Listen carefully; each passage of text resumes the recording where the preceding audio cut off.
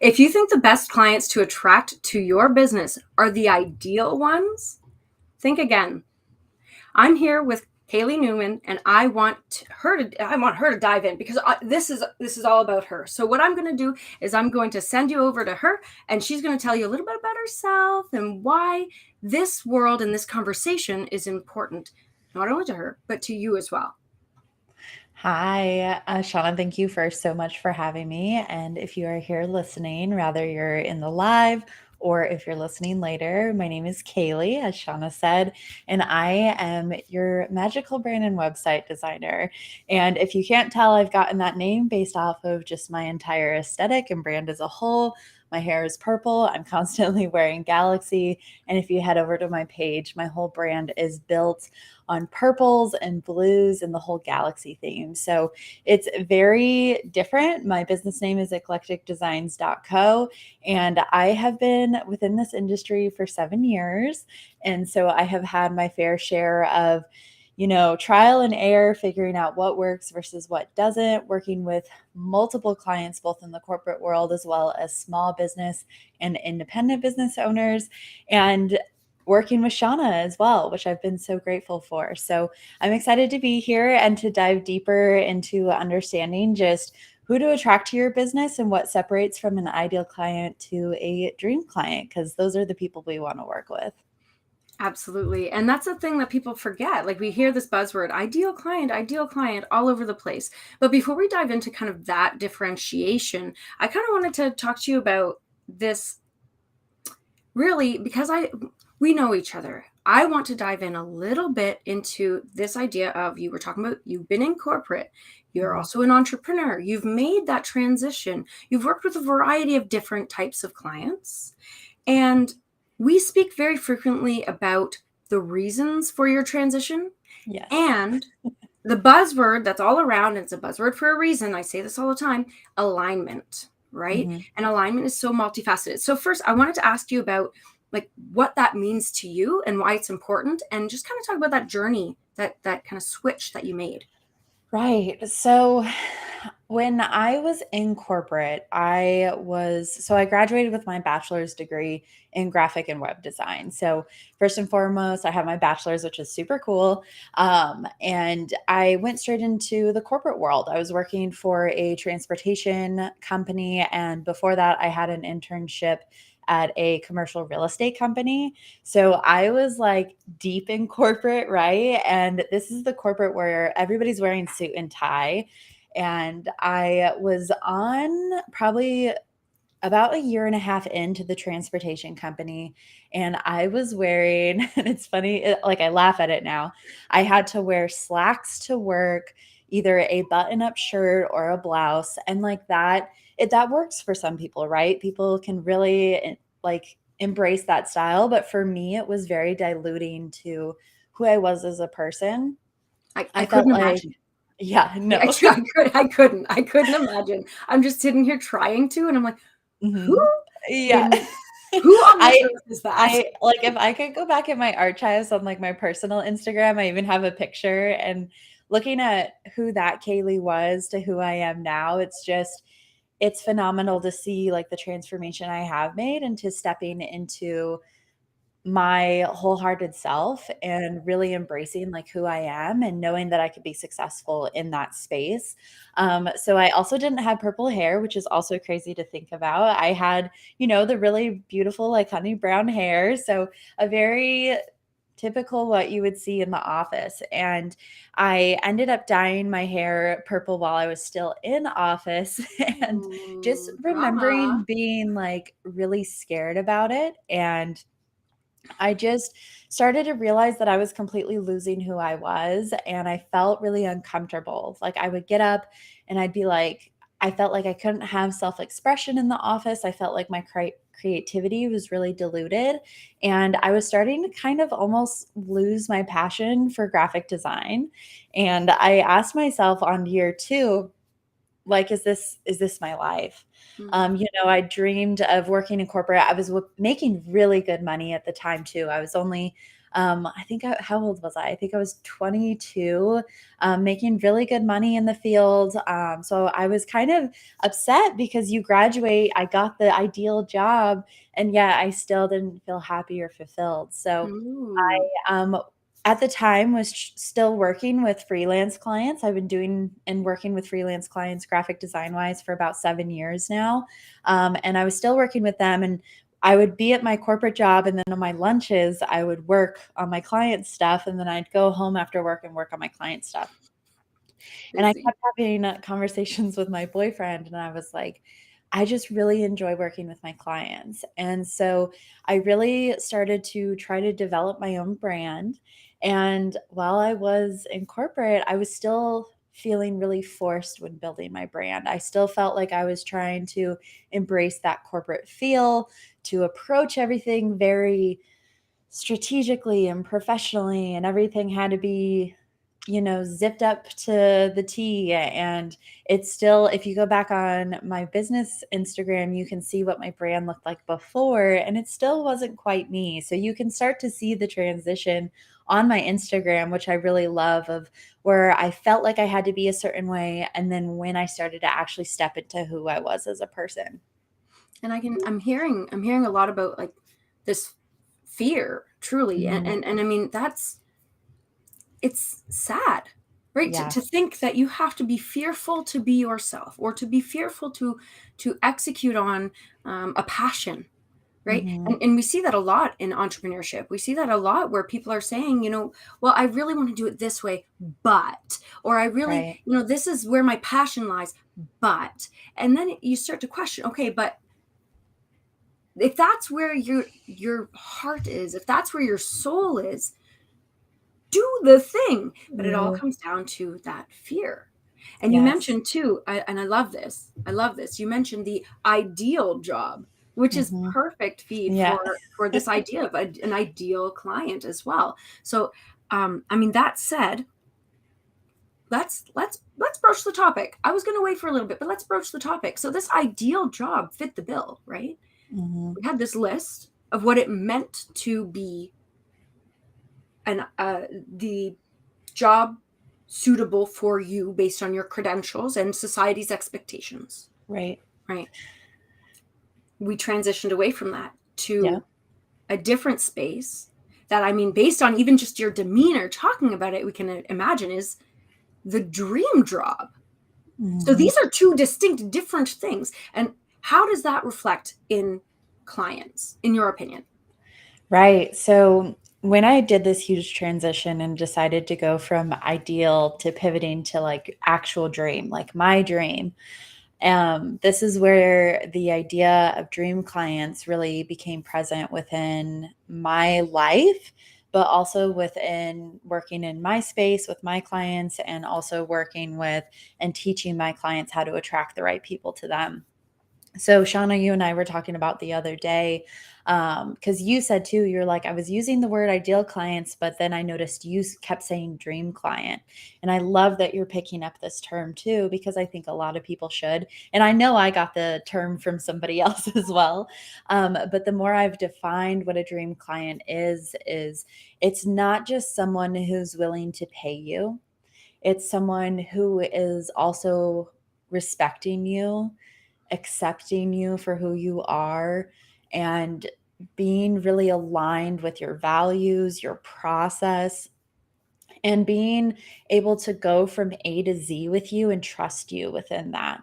So, an ideal client is someone who, again, can pay you, but the dream client is someone who trusts you and allows you to just do your thing, be the expert, pay you what you're worth as well, but just be along for the ride in a way that just feels like it fits into your life and it doesn't add on to the stress, right? So it's attracting the people who are like minded to you, who are aligned in your values, your mission, and really are willing to go along with this journey with you, in the way that they can too become and step into the space where they feel wholehearted and they can fully be themselves too. So I've seen with my own clients when I pull them in and we're working together, they all go through really big transformations too, because I notice they start to go from the ideal space to the dream space too.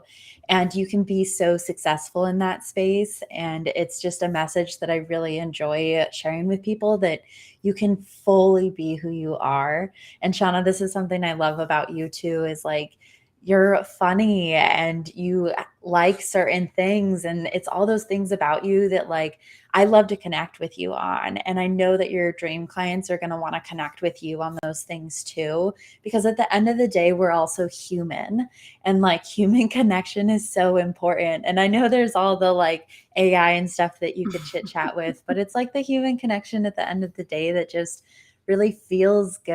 And if you could feel good in your business, that's where like the magic happens. Absolutely. And it's truly, and I'm hearing a lot of this idea of like your dream clients will, and I mean, you can, people who are listening to the audio don't know this, but I've got flowers all over my shawl, and it's just, I really love, and my walls, you can't really see them very well, but the textures on my walls are all textured flower print in like cream colors. I love gardening and stuff. So I'm always going to make connections to gardening. So what I hear, what I feel when you're describing this is this idea that your dream clients will bloom with you. They will just open up Yeah. and connect with you, again, from the roots, right? Yeah. For your roots. And then two, they will nurture you as much as you're nurturing them, right? And you will begin to bloom as well. And so you're able to come full bodied and open to the sun and just do the thing that you do best in the way that you do it best alongside these people. It's this mutual relationship that you have, that it goes over and above that transaction, right? Because I believe very, very firmly that sure, transaction needs to happen. We run a business, we need to feed our families ourselves, Yeah. right? But over and above that, I mean, the biggest investment that people can make to you and that you return, because remember, more often than not, when it comes to finances, they're paying you, you return with a product or a service. But in this case, we're talking about a fair and liberating transaction between time and energy, right? So Yes. they are committing that to you, you're committing that to them, and it just feels good. The flow is there. That is the dream client. It sounds like a fantasy. Right. So But how it's do we attract reality. these? Right. How do you make this into your reality? How do you actually attract the people who will bring you alive and the people who you can serve in such a capacity that brings them alive, that yields not only amazing results for them, but also referrals, testimonials, further connections, right? These things that actually fuel your business over and above the monetary transaction. So where would you start in this journey of developing your business in a way to attract dream clients? Right. So even though we're talking about dream clients and all this stuff, and you might be thinking like, well, wait, Kailee, aren't you a designer? Yes, I'm a designer, but branding goes so beyond, and it goes so much deeper into the strategy and understanding the marketing, again, like Shauna does, of really reaching the people who connect with you. So I first and foremost, and whatever this looks like to you, because there's a million different ways, rather you like to sit down and journal, maybe you go out for a walk and you think about it, whatever feels right to you, I just really encourage you to sit and think about, like, when is a time, and this is like my favorite because I love to ask this to all my clients. Think of a time and a space where you have been somewhere where you just 100% feel comfortable and you feel like yourself. And when I think about this, sometimes I think of like imagining myself being at a party and I'm like dressed in the outfit that I love. I'm feeling really confident. I'm excited to be there, whatever the event may be. And all my friends and my family are there, the people that I love the most. I have maybe clients there that have now become my friends because that's happened quite often. But just imagining this space where like you just feel confident and comfortable and you can show up and also be a little bit vulnerable too, like because we're human and some days I just got goosebumps for that. But there's some days, where we're having harder times, and sometimes it's okay to show up with that too, because that is where we connect a lot as well. So imagine this space and really think about how you can then in turn bring that into your business. So as a designer, I always tell my clients, like, if you want to put your favorite color into your brand and still attract your dream clients, you can. And that was something that I actually have kind of pushed against, because in school I learned like, oh, that's forbidden. You have to think about the ideal client and audience first, and your opinion doesn't matter. But I was like, man, I love and breathe the color purple. And, even though my branding is so galaxy themed and purple, like everybody's like, oh, Kaylee's the purple girl. And I walk around in like these star outfits. Like oftentimes some people will be like, wow, you're really on brand. And it's like, no, I just built my brand to encapsulate who I am. Yes. I'm just like, yes, because truly, especially when we're working in this space where, entrepreneurs, solopreneurs, small business owners, once you get bigger, it's a little bit more challenging. That's a whole different conversation. But when we're talking about small to medium-sized businesses, you are your brand. Yeah. So to be able to pull that through is just so genuine and in and of itself attractive to other people who need your services. And actually, I just wanted to go back and reflect a little bit on the question that you asked the audience about, where is that space that you feel authentically yourself, true to you, vulnerable and at peace, and all those beautiful ways that you articulated that. And I want to actually ask you, in the comments, in any of the, this is going to be a question over on the audio podcast, reflect on that and share your stories, because stories are also how we connect.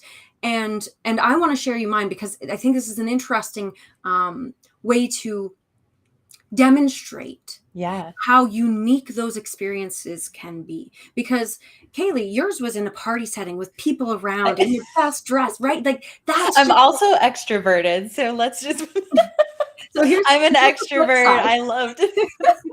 Right. And this is beautiful. This is absolutely beautiful, because here's the flip side. Because I'm an introvert. People never believe me. I'm an outgoing introvert. I love being by myself. So for me, as soon as listen, Kailee, you've asked me this before, and it comes back to the same spot, because I tried again. I said, I'm going to do this again. It's the same spot. I'm either this is an and or situation, in a garden on my own, on a warm day, light breeze, taking turns digging in the garden and nurturing my plants, pruning and maybe humming to myself, maybe some light music. Jason Mraz. For now, it might change to Jack Johnson or Taylor Swift, or we might go back and listen to Chilliwack if you're Canadian, But then also probably on the side, when I don't want to be messy, a canvas and paint, and the sound of a paintbrush across the canvas, and just that slow, quiet encapsulation of self within the quiet, nurturing tasks that are like that. That to me just feels like home. That feels open. And it doesn't matter what I'm wearing. Goodness gracious. I don't even care. I actually saw a meme one day that said, you don't need to build your own privacy fence, because if you garden naked, your neighbors will do it for you. So, hey, if you want to save some money and time, there's your solution. But that's where I'm at, right? I'm just like, and that, so my brand, my personality shines in that way, and then yours in this way. And both of them are amazing, and both of them attract the perfect combination of qualities that make up a dream client. And interestingly, and this is where, and I know I'm going off now, but this is where I think to myself, because I've heard it so often in my clients, when they're just deciding on who their ideal or dream clients are, they don't want to leave anybody out, right? Well, I don't want to say this, because then so-and-so won't be attracted to what I have to offer. And this is a fallacy, right? This isn't, just because you say that this is your ideal person or your dream person doesn't mean that people who don't necessarily fit the bill won't approach you. Yes. Also in addition to that, right? Would anybody have thought that this extroverted big purple personality would be a good fit for this introverted deep green quiet personality? Yeah. And yet, here we are. And so, this Mhm. is just a clear example of how being yourself will indeed attract the people who are your dream clients. And I'm going to argue, people who you would have otherwise omitted from that list due to Mhm. your biases. Yes. So, what I'm going to ask you to do is tell me a little bit about how stepping into, and we're going to wrap this up. Your last thoughts, okay? I want to give Okay. you to give me your last thoughts on stepping into your aligned self, showing up in your visuals, and in your brand and your strategy, and what is using all this, attracting your dream client. What is your biggest takeaway that you want to share with the people in this moment? Um, Go. Yeah. So the first thing that came to mind, and it's something you kind of brought up already, is you need to keep in mind that you're not for everybody.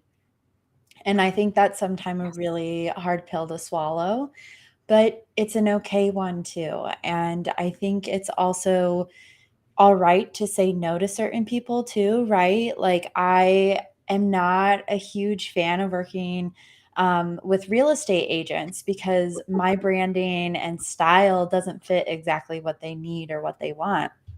So even though I've attracted real estate agents, I still sometimes have to say no when they apply because I'm like, yeah, my style doesn't really fit you. However, I have a graphic designer that I know that would be a great fit for you. So I think it's important to remember that, being yourself and attracting the right people also means that you're going to not work with certain people, and that's okay. So a dream client, you have to keep in mind, isn't just, again, they're not the ideal client that's going to pay. They're the Mhm. dream client that's going to respect the process, and you need to keep that in mind because that's what helps your work flow.